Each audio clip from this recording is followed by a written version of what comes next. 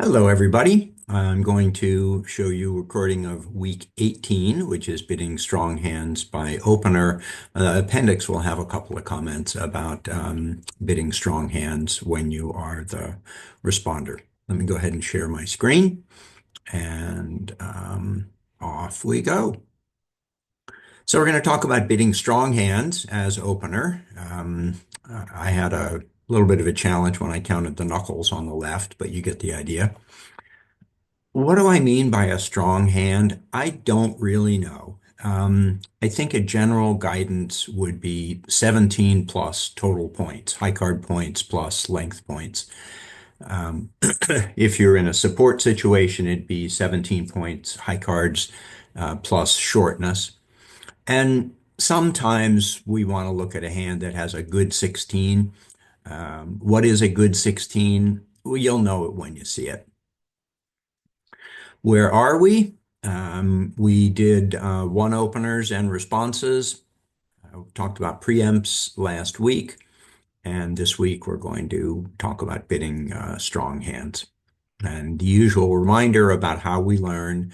And I think there's a lot of material today. Some of it may sit over toward the left-hand side and just be cognizant of how it's going to migrate to the right or already has. So we've talked about these opening bids before. One no trump, 15 to 17 balanced, two no trump, 20 to 21 balanced, and one of a major, one of a minor, which have a very, very broad range, 12 to 21 total points, high card points plus length. One of a major promises five cards or more. One of a minor is almost always at least four cards. There are rare hands where you can't open a major, but you have to open something and you don't have a four card minor. And so you might open a three card minor, but it's pretty rare.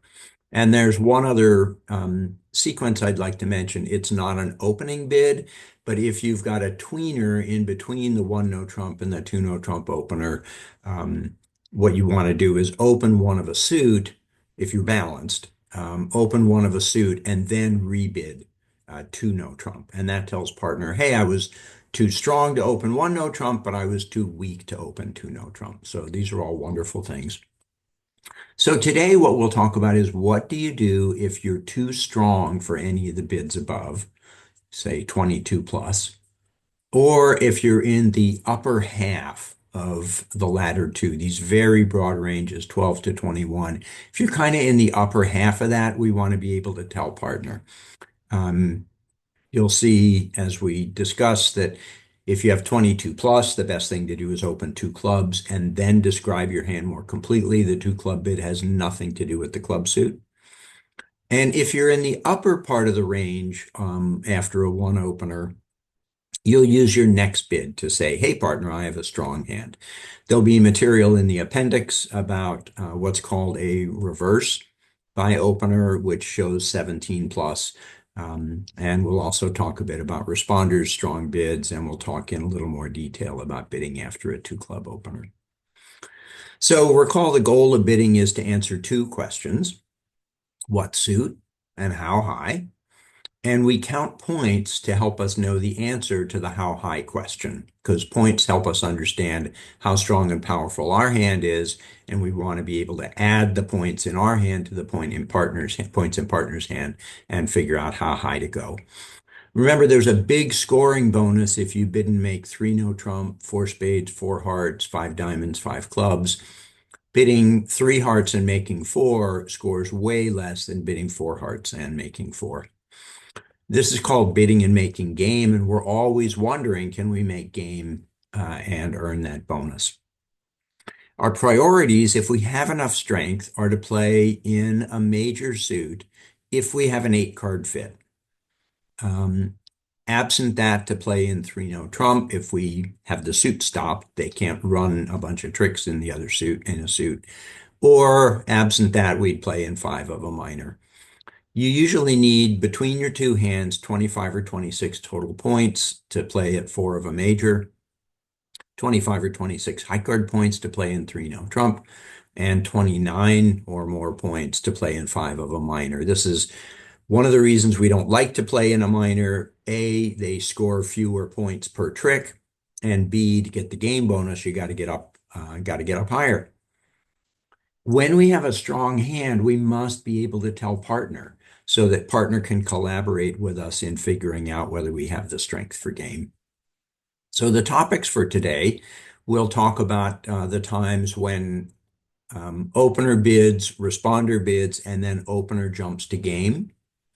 Talk about the times when opener bids, responder bids, and opener raises responder's suit, but jumps when she makes the raise. And when opener bids a suit, responder bids something, and then opener jumps in her own suit. And finally, well, not finally, but we'll also talk about opener's jump shift. You may notice that there's a common theme in this set of bids. It's that the opener is making a jump. A jump always indicates strength in the middle of the auction. And we'll also talk about the two club opener. And again, there'll be some material in the appendix. So first, let's talk about opener's jump raise, and on the same slide, jump raising to game. What do I mean by this? Well, suppose opener has this hand. I count 4, 8, 10, 12 high, no length points. But the way the auction goes, it's one diamond, one spade. Now opener can add one support point because of the shortness in clubs and support, and opener has support for the spade suit. So what opener should do is tell responder that we have an 8-card major fit. Remember, responder's one spade bid promises at least 4 spades. We want to tell responder that we have a fit. And if we have just kind of modest strength like this hand, we just bid 2 of their suit, a diamond, a spade, 2 spades. Let's make this hand much bigger. Now it's 17 high card points. And after responder bids a spade, it's going to have 3 support points. This is a strong hand. It's 17 plus. Bidding might start out 1 diamond, 1 spade. Gosh, we have 20 and responder promised 6. So we know that we have sufficient strength for game. There's one of the many rhyming bridge pieces of guidance is she who knows goes. You now know you want to play in spades and you want to play in game. You know the answers to the 2 questions, so you just go ahead and bid game. You wouldn't want to bid 3 and then have partner pass. What would a bid of 3 mean? Well, let's weaken this hand a little bit. 4, 7, 10, 15, and once we identify that there's a fit in spades, there's 3 support points, so we're up to 18. This is in the 17 plus range, 17 to 18. If we had 20 or 19, we'd just jump to game. But in this case, we know we're close, but if responder had a minimum 6, or even 7 maybe, we don't want to go to game, so we can't jump all the way to game. What we do is we jump part way, and then responder will decide, was she at the minimum 6 or 7, she'll pass. With more than that, she'll add her points to 17. If she has 8 or 9, she'll go to game. If she has a ton more than that, she'll look for slam. Another thing that opener can do, those were opener raising responder's suit. Opener sometimes jumps in her own suit. So for example, 4, 8, 10, 11 high, 2 for length. This is a very modest hand. It's certainly worth an opening bid of 1 heart. And then let's suppose that responder bids a spade. Now what opener can do is rebid her suit to promise extra length. Says nothing about strength. So she rebids 2 hearts saying, hey partner, I have more length than I promised originally. And her failure to jump will actually limit the strength of the hand. So let's give opener a bigger hand. Now I count 16 high card points and 2 points for length. This is 18. This is a strong hand. So opener's plan is to bid a spade, responder bids something, I'm sorry, bid a heart, responder bids something, maybe a spade. And now instead of just rebidding 2 hearts, we rebid 3 hearts. And what that does is it promises extra strength, 17 or more, and it promises a good six card suit. This is certainly a good six card suit. The one above is not what I would call a good six card suit. Well, what's the definition of a good six card suit? The way I like to think of it is it's a suit that would play well if all partner has is a small doubleton. So with this heart suit, if partner has a small doubleton, well, you might lose the king. You might be able to finesse it and capture the king, but you've got eight of them. The opponent's trumps probably would split 3-2. So at most, you're going to lose the king. Your hand will play very well opposite a small doubleton. This suit, on the other hand, yeesh. This suit is not going to play well against a small doubleton. You're almost certainly going to lose at least two tricks in that suit.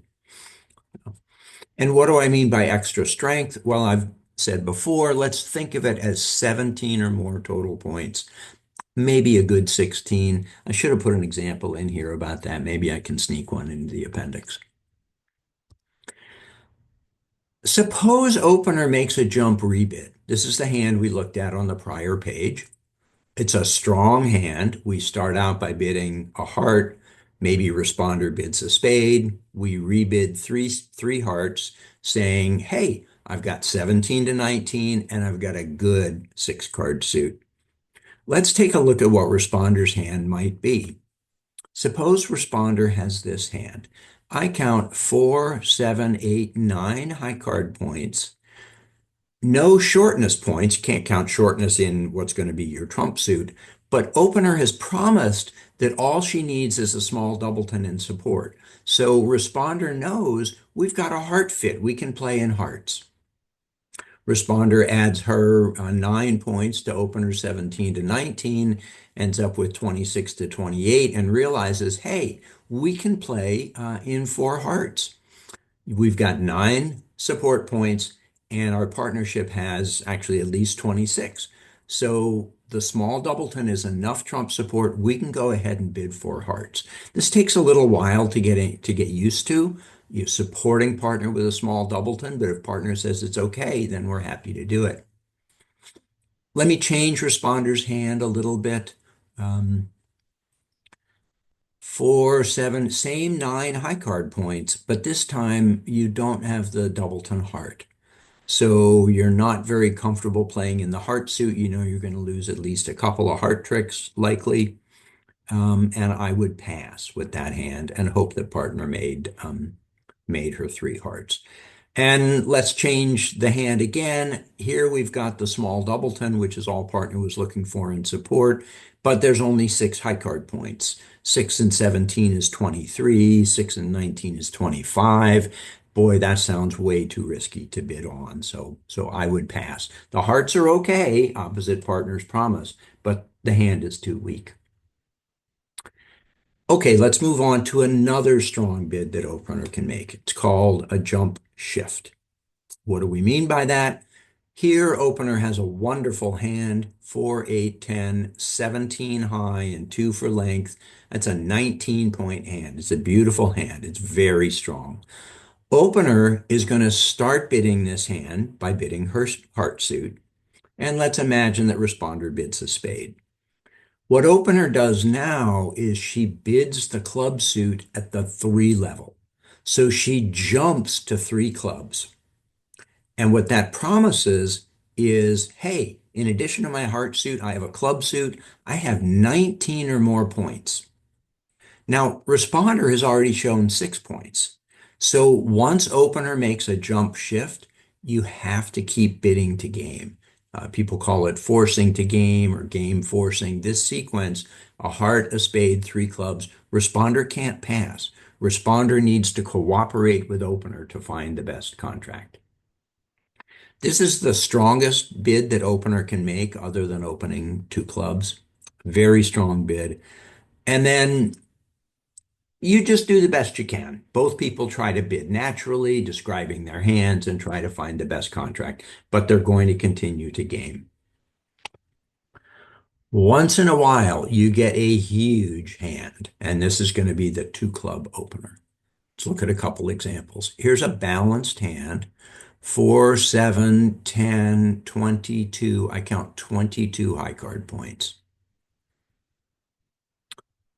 Some huge hands are suit oriented. 4, 7, 10, 18, 21 high, and 2 for length, 23. It's a wonderful hand, huge hand. So what we're going to do with these hands is, well, we need very little from partner to make game. We don't need partner to have 6. So we need to let her know if we open, say, this hand with 1 spade, partner will likely pass and we might miss a game. So we need to let partner know that we have a huge hand. And to do that, we open 2 clubs. It says, partner, I have a huge hand, 22 plus. We'll talk about this for several slides. A 2 club opening bid is almost game forcing. You might not quite have game in your hand, but you're really close. And so you want partner to know that, and partner's going to cooperate with you. In each case, we would open 2 clubs. Notice that in neither case do we have a club suit of note. We open 2 clubs to say, partner, I have a huge hand. I'm not saying anything about my club suit. I just want to start talking, and I have a huge hand. In the example on the left, your next bid will say, my hand is balanced. And your next bid will say, on the right-hand example, I have a good spade suit. Okay, let's look at this in a little more detail. First, what does responder do after a 2 club opener? Responder cannot pass. Responder must say something. 95% of the time, responder will bid 2 diamonds. Again, this is an artificial bid. It says nothing about diamonds. No matter what she has in her hand, she'll bid 2 diamonds. Why? Keep the bidding low and give opener a chance to tell you more about opener's hand. The 2 diamond bid again is artificial. It says nothing about diamonds. Many artificial bids in duplicate must be alerted. You must tell your opponents, hey, partner just made an artificial bid. This one is so commonly used, you don't need to alert it. Same with the 2 clubs. This is really important. Responder must also make a second bid after opener clarifies what she has. So if it goes 2 clubs, 2 diamonds, 2 spades, responder has to bid again. And the reason is that opener could have game all by herself just in her hand. There's one tiny exception that I'll mention later on. There are many different systems for responding to 2 club openers. This, I think, is the easiest and most natural. 95% of the time, responder bids 2 diamonds, no matter what she has. Why? So you have a chance to learn what opener has, and you've kept the bidding as low as possible to give plenty of room for conversation. Most people call this 2 diamonds a waiting bid. It's a good description. You're just waiting. Couple examples. First example, responder has 4, 7, 9 high card points, balanced hand. Gosh, if opener has 22, you're almost up at the slam range. If opener has more than just a minimum, you want to be in slam. Here's another example. Responder has 4 high card points. Guess you could count 1 for length in diamonds, but what's really going to matter is what opener tells you about her hand. Even with this pile of not so attractive cards, you probably have game because opener has at least 22. The question is, where is your game? Or where is your contract? Or where is your slam? Is it no trump, spades, hearts, diamonds? Could even be clubs. Maybe opener has a 9-card club suit, ace, king, queen. Anything's possible. In both of these situations, you bid 2 diamonds. I probably should have redone these hands so they didn't have longer diamond suits, but you just bid 2 diamonds, which says, partner, tell me more. Opener's next bid is going to help us start to sort things out. So what does opener do? Well, as with most bids, opener just describes her hand. Let's assume the bidding started 2 clubs, next person passes, partner bids 2 diamonds, waiting. Let's give opener the hand we looked at earlier, 10, 22 high card points. Opener will bid 2 no trump. Two clubs followed by two no trump is 22 to 24.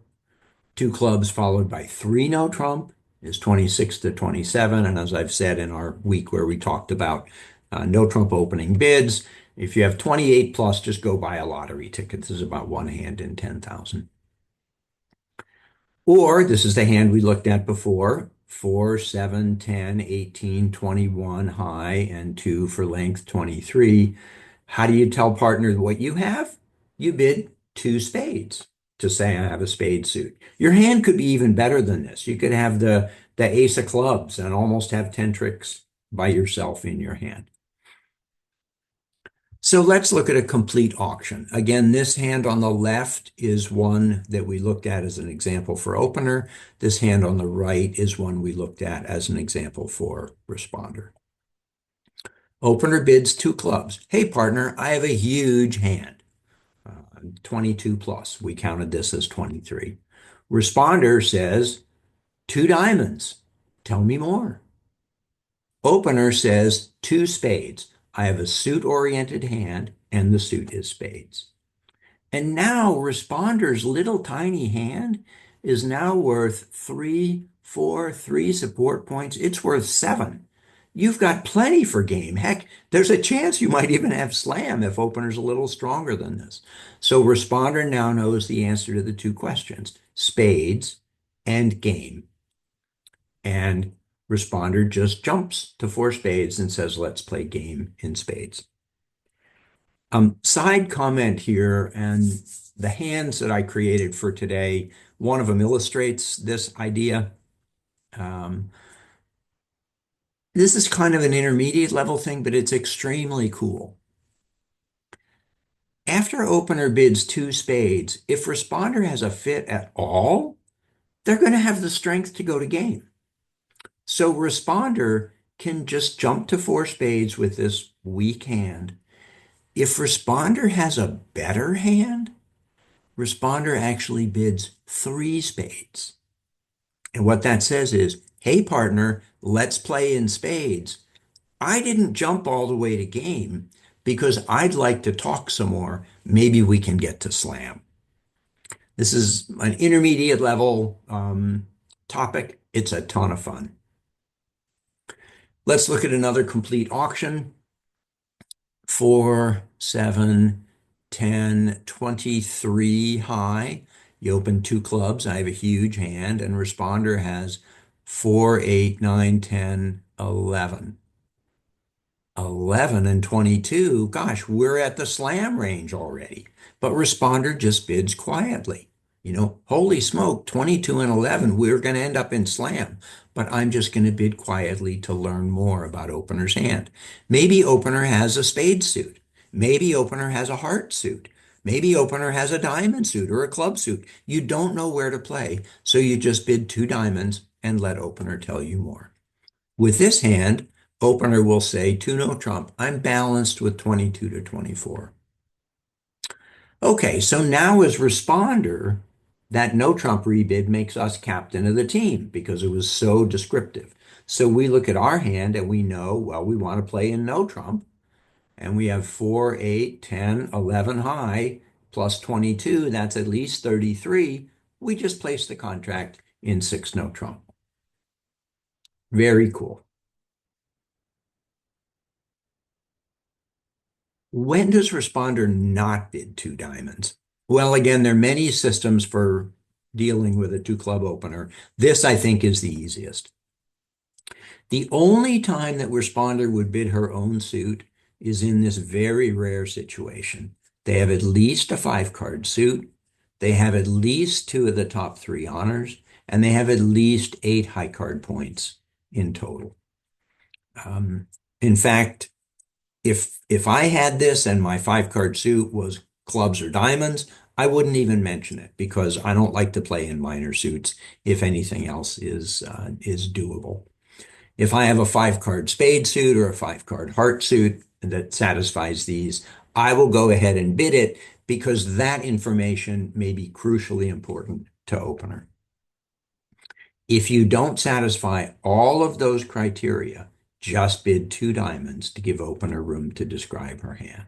So here's an example. Opener bids two clubs, saying I have a huge hand. Here, responder has five card spade suit, two of the top three honors, eight total high card points. I would go ahead and bid two spades with this hand. And let's imagine that opener's hand looked like this. Opener was planning for 7, 10, 22. Opener was planning to rebid to no trump. But now opener knows they have a spade fit. She knows that responder has the ace queen of spades. And she also knows that responder has some more high card points somewhere else. So opener immediately knows you want to play in spades and you want to play in slam. And she may immediately start looking for a grand slam. Because if partner has the ace of hearts, you're probably going to take 13 tricks. She'll end up settling for six spades when she finds out they're missing the ace of hearts. But you get the idea. Side comment, we won't really talk about what I call no trump machinery until later in this series of classes. Um, the items of no trump machinery, for those of you who've heard of them, are Stayman and transfers. After two clubs, two diamonds, two no trump, you should be prepared to use your usual no trump machinery. So for example, this one might go two clubs. I think we counted this before, 10, 22 high. Responder says, well, I have four. We ought to be in game somewhere. Maybe I'm lucky and opener has a four card spade suit. So responder says, two diamonds, tell me more. Opener says two no trump, balance 22 to 24. And now responder says, aha, I want to know if opener has a four card spade suit. I'm going to bid three clubs. That's the Stayman convention. If you haven't heard of it, don't worry about it. If you've seen it over one no trump, you get the idea here. Opener will now bid three spades, saying I have a four card spade suit, and responder can now comfortably place the contract in four spades.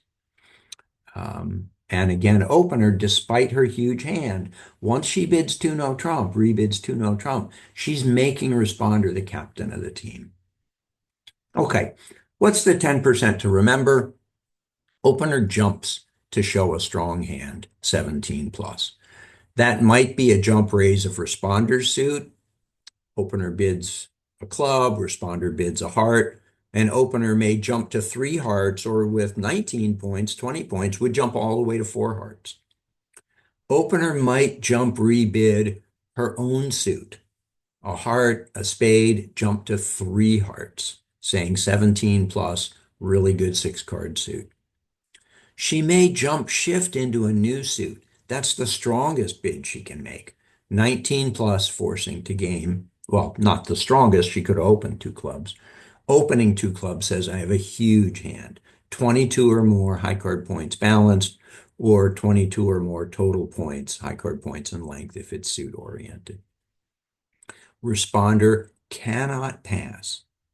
You cannot pass the two clubs. You have to give opener a chance to describe her hand. You almost always bid two diamonds so that opener can describe her hand. Responder must make a second bid with one exception. Here's the exception. If it starts two clubs, two diamonds, two no trump, that's 22 to 24 balanced. If responder has almost zero high card points and no long major suit to run to, then responder can pass and you'll play into no trump. This is the only time that responder can make a pass. And again, after the two no trump rebid, use your no trump machinery, Stayman and transfers, which we'll discuss later in our 24-week sequence. Today, coaches' rooms will play four hands or more. There's 8 of them, I think, in total. A couple of notes. I just couldn't resist on this set of hands. A couple of the hands, the suggested bidding uses a tool that we haven't discussed yet in this cycle, keycard ask with 1430 responses. We'll talk about that in week 24. Many of you have seen that already, and this would be a good reminder. And again, I just couldn't resist. A couple of the hands introduce some fun ideas that may be new to you.